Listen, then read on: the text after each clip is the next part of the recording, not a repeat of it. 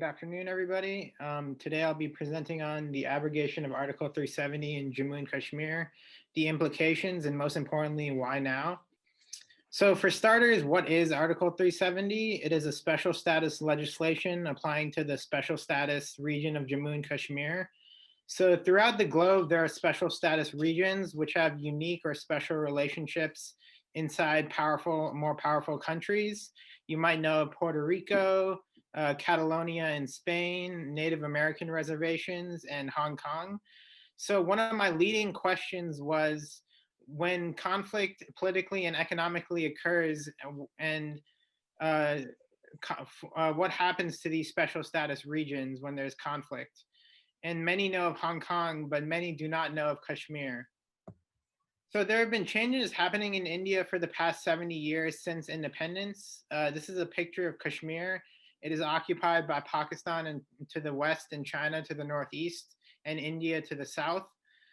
So for the past 70 years, especially since the 1989 Kashmiri revolt, which led to military occupation and terrorism, there have been significant changes and conflicts. Article 370 was a temporary protective solution, an attempt by the Indian central government to keep control of Kashmir against the geopolitical whims of Pakistan, but it was also symbolic. Moreover, Article 370 has been characterized by erosions and amendments and conflicts. And given these many conflicts and erosions of the legislation, it drew me to the question, why was Article 370 abrogated now as opposed to earlier or in the future? So just to, let me go back to this slide. So Kashmir is many things. It is very diverse religiously. It is a strategic location. 2 rivers run through it. It is at the northern tip of India, and it is at a high point of elevation. And it is a historically contested location. Many Muslim rulers have ruled over the land. There have been several constitutional disagreements since 1947, and there have been several Indian puppet governments of 3 generations of Abdullahs ruling over Kashmir. And so Kashmir, Jammu, and Ladakh, which makes up of Jammu and Kashmir before abrogation occurred. 95% is Muslim of Kashmir. 66% of Jammu is Hindu, and 50% of Ladakh is Buddhist. And so this just demonstrates that this land at the tip of India is very religiously diverse. And moreover, it has been characterized by much conflict. An estimated hundreds of thousands of Muslims and Kashmiri pundits have been internally displaced due to militancy as of 2012. And now going a little into the history that led up to the formation of Article 370, when British India, after independence in 1947, was divided into India and Pakistan.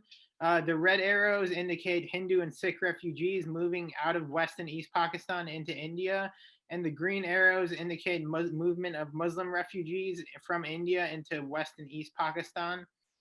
And so there was a majority of 600 princely states that the Britishers ruled in India and Pakistan, and they acceded to India or Pakistan based upon mainly religious concerns, whether or not they were Hindu or Muslim majority states. But however, a few princely states such as Jammu and Kashmir did not accede to either region. And when this happened, Pakistan sent armed militia into Kashmir in order to force accession, and many people were killed and brutalized. The ruler of Kashmir, Maharaja Hari Singh, pleaded to India and the first Prime Minister of India for military support, and he signed the instrument of accession over to India. The Indian forces defeated the militia, and Prime Minister Nehru ordered a ceasefire, and the United Nations got involved. And when they got involved, there was negotiations between the United Nations, Maharaja Hari Singh, and Sheikh Abdullah to negotiate certain special accommodations for Jammu and Kashmir. As I was saying, in order to keep Kashmir in India's control against the geopolitical whims of Pakistan. This became Article 370, and this involved such provisions as a legislative assembly for the Kashmiri people, while keeping such matters as military, communication, and external affairs to the central government of India. So what did Article 370 establish and what did it mean? Two things it established were economic provisions and political autonomy, which when combined ensured the cultural sovereignty of Kashmir. This was principally through religious sovereignty of the Muslims of this Muslim state. And Article 370 gave Kashmir a special status that ensured a narrative coherence that uh, symbolized Kashmir that a Muslim majority state, Kashmir being a Muslim majority state, can coexist peacefully in a Hindu majority country. And this provided unity to the nation. It also was it also corroborated the secular identity of India that Mahatma Gandhi and the Indian National Congress wanted to cement through India's constitutional democratic values. Unfortunately, there are many erosions that have coincided with the historic denial of plebiscite to the Kashmiri people that has been seen as a betrayal up until today. So now, two significant players in that have contributed to Article 370. The party of Mahatma Gandhi was the Indian National Congress, of whom the first prime minister was Pandit Jawaharlal Nehru. He inducted Article 370 into the Constitution. And his party ruled for 30 years straight and for the majority of time in India. The main opposition party to Congress was the BJP, or Bharat Natya Janata Party.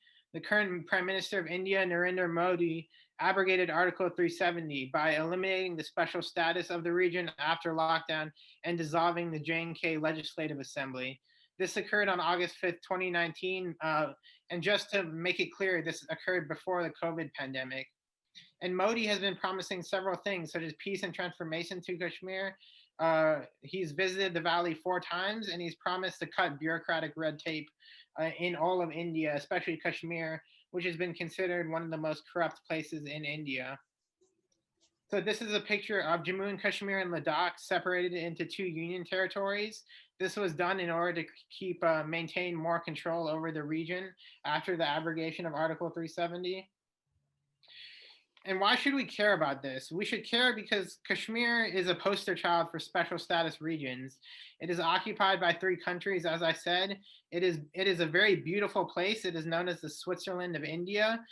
Tourism is a main industry, but has decreased due to Indian military occupation and jihadist terrorism.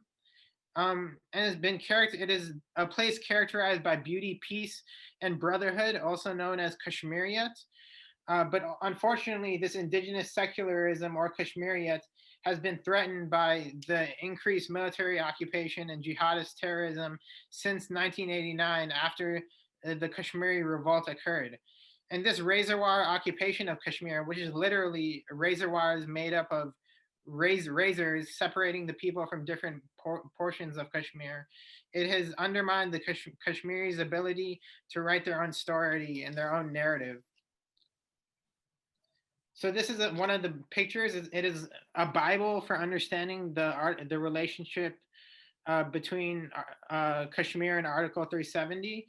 On the right is Chief Minister Sheikh Abdullah, and on the left is Prime Minister Nehru. And they were friends who turned to enemies, as I will show.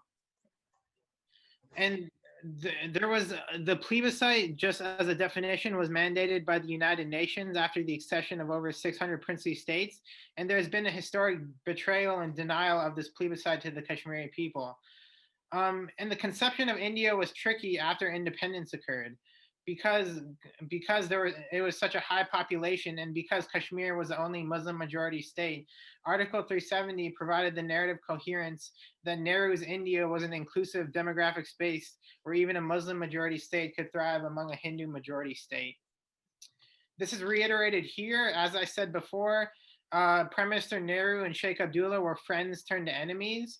After Sheikh Abdullah's second arrest by Nehru, Nehru stated the symbolism of Kashmir, that Kashmir as a secular state with a large majority of Muslims has nevertheless of its own free will wished to be associated with India. And this was important because Kashmir was the only majority Muslim state of India, and it was at the border between India and Pakistan. And this is a symbol of Kashmiriyat, the cherished notion of indigenous tolerance, as I stated before, between Hindu and Muslim communities. So upon my research, I came across this notion of narrative control. And narrative control is just basically defined as telling a story your way before someone else gets to tell it their way and perhaps better.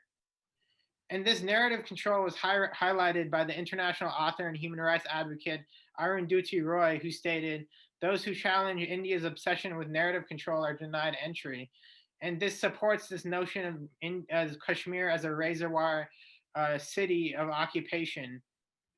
And this rise of narrative control has led to the razor wire occupation of Kashmir, which ultimately has led to the downfall of Kashmiriyat, the abrogation of Article 370, and the undermining of the narrative coherence. The narrative coherence, as I stated before, that Kashmir could coexist in a Hindu majority state. So I theorized that Article 370's abrogation was multifactorial in nature, that it involved the constitutional disagreements from 1947 to 1955 that undermined the narrative coherence of Article 370, that it was the top-down BJP narrative control of razor wire occupation and terrorism, principally from 2016 to 2019 when abrogation occurred. It was the bottom-up Kashmiri resistance of youth, indicating a rise in political consciousness, and it was also the rise in geopolitical prominence of India in the 21st century. So just briefly, Kashmir has been characterized as this razor wire city of human rights abuse and draconian laws such as ASPA, Armed Forces Special Powers Act, which gives the military the ability to shoot to kill. And this act is in many places in India, not just Kashmir, but there's also a movement to abolish an act that is unique to Kashmir, known as the Public Safety Act, in which Kashmiris can be detained for up to 2 years or longer if they're suspected of being a terrorist. There is also anger, not just because of these draconian laws, but also historically due to the constant erosion of Article 370. Principally, number one, Sheikh Abdullah, the chief minister of Kashmir, wanted the will of the Kashmiri people to be final if they decided to go with Pakistan, but this could never occur due to the legally binding accession of India by Maharaja Hari Singh. Number two, Nehru thought the Kashmiris were easygoing and simple-minded versus Sheikh Abdullah and many Kashmiri Muslims who saw them as self-sufficient, sustainable, and sovereign. Number three, one of the drafters of Article 370, Gopalswamy Iyengar, said that it had to be proper, fair, and impartial, and only with the consent of the Dominion of India! Exclamation point. So what does this basically mean? All this loaded terminology and only with the Dominion of India's consent. It fundamentally means that even if the constitution of the J&K state is a matter for the determination by the people of the state, due to constant erosions and amendments, only the Indian government has the final say, and thus a plebiscite can never take place. Moreover, it was unacceptable to Sheikh Abdullah that the President of India can change or modify any law developed or introduced by the J&K State Assembly. This was one of the reasons why he ended up being arrested by Nehru for disagreeing with this amendment. And this has suggested a lack of faith between the Union and J&K that has lasted decades till today. Not only was Sheikh Abdullah arrested, but also BJP ideologue Sharma Prasad Mukherjee was also arrested by Nehru. He was arrested and mysteriously died in jail, and he stated that there cannot be two constitutions, two prime ministers, and two flags in one nation. This was a fundamental disagreement and disconnect between Congress and BJP, but nonetheless, I argue, even though this was the case, Nehru still wanted Article 370 to erode gradually and finally eliminate by the will of the Kashmiri people, as he stated time and time again. So now going into another major factor into why Article 370 was abrogated, the narrative media control of terrorism. Two things occurred which were fundamental. One was the death of the militant Burhan Wani, who was killed by Indian military forces, and another was a Pathankot Air Force station attacked by 5 terrorists. And this has led to greater militancy, greater infusion of Indian armed forces, greater negative media attention, the narrative control, and greater alienation of the Kashmiri youth. And this is only supports the razor wire occupation of Kashmir, which has denied access to journalists who might better contribute to drafting the narrative of Kashmir, which is undermined because of this razor wire occupation and narrative control by the Indian central government. So India's rise to geopolitical prominence also contributed to the abrogation of Article 370. India was the fifth largest economy in the world by nominal GDP. And also, it had many military and technological developments, which have doubled since 2000 until today. On the left is a graph of relatively steady GDP, and on the right is a thousand-fold increase in military expenditure, in which India, as of today, is ranked 4 out of 139 nations considered for the annual Global Force Power Review. So all in all, there are three things that were fundamental to abrogation. Number one, it was the narrative media control of social unrest and terrorism. Number two, it was the historic foundational constitutional disagreements and arrests of Sharma Prasad Mukherjee and Sheikh Abdullah. Number three, it was the changing power dynamics between India and Pakistan. As Pakistan grew further away from its allies, US and Asian allies, and even Saudi Arabia, who they were close to during the Cold War, India grew closer to all of these allies. And thus the abrogation was multifactorial in nature. So final conclusive statements, these special status areas exist all around the world, and thus these tolerance narratives are everywhere. And unfortunately, in these regions around the world, lockdown and draconian laws force two narratives on complex landscapes. And one thing I came across in one of the books I was reading was that they concluded that Kashmiris, Muslims, and Hindus are trying to bring the oppressed margins to the center.